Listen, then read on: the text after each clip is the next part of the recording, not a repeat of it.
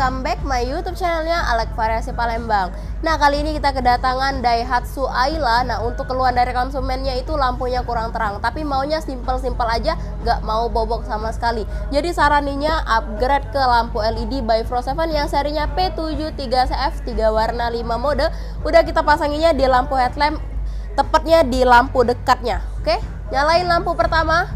Ini kita lihat di aiming screen. Nah, jadi ini untuk sinar lampu pertamanya itu warna putih. Ganti lagi.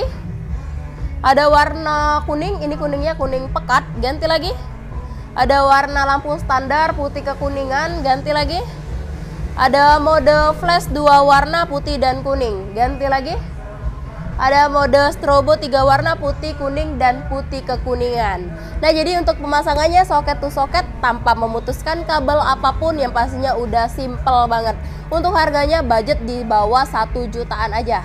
Buat kalian yang mau juga lampunya udah seterang ini, bisa langsung datang ke toko kita. Untuk alamatnya di Jalan Era Busama, Sukabangun 2 di lokasi Kota Palembang. Oke.